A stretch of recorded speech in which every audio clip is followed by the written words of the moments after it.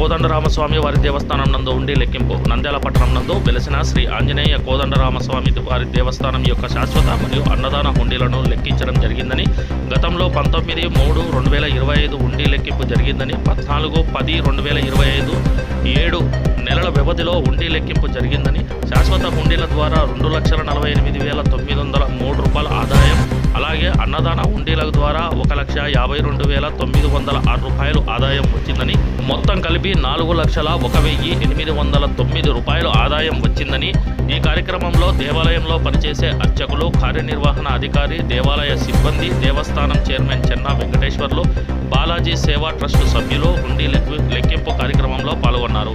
ఈ మొత్తాన్ని దేవస్థానం అకౌంట్ నందు జమ చేసి దేవస్థానంలో జరుగు నిత్య పూజలకు, దేవస్థానం అభివృద్ధికి వినియోగిస్తామని దేవాదాయ శాఖ తనిఖీ అధికారి హరిశ్చంద్రారెడ్డి తెలియజేశారు.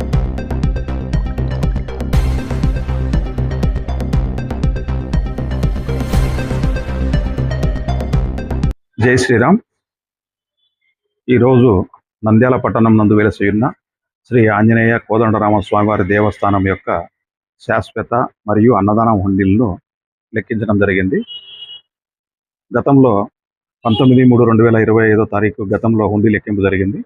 ఈరోజు 14/10/2000 అంటే సుమారుగా 7 నెలల కాలానికి హుండీ లెక్కింపు జరిగింది. ఇందులో శాశ్వత హుండీల ద్వారా 2,48,903 రూపాయలు ఆదాయము, అలాగే అన్నదానం హుండీల ద్వారా 1,52,906 రూపాయలు, మొత్తం కలిపి 4,01,899 రూపాయలు ఆదాయం వచ్చింది.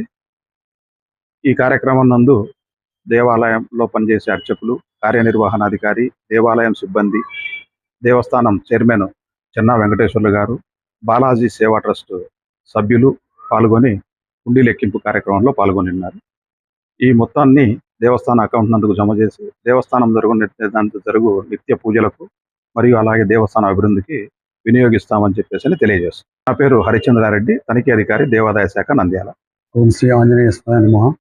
ఈరోజు నంద్యాల పట్టణంలోని శ్రీ ఆంజనేయ కోదండ దేవస్థానం నందు హుండీ లెక్కింపు కార్యక్రమం జరిగింది. ఈ లెక్కింపు కార్యక్రమంలో దేవాదాయ శాఖ పర్యవేక్షణాధికారులుగా హరిశ్చంద్రారెడ్డి గారు, మరియు దేవస్థానం చైర్మన్ చెన్నా వెంకటేశ్వర గారు, మరియు బాలాజీ సేవా సమితి ట్రస్ట్ వారు మీరు ఆధ్వర్యం లెక్కింపు చేయడం జరిగింది. ఈ హుండీ ద్వారా 4,08,909 రూపాయలు వచ్చినది. ఈ ఆదాయాన్ని దేవస్థాన అభివృద్ధి పనులకు మరియు నిత్య పూజా కార్యక్రమాలకు వినియోగించడం జరుగుతుందని తెలియజేస్తున్నాను.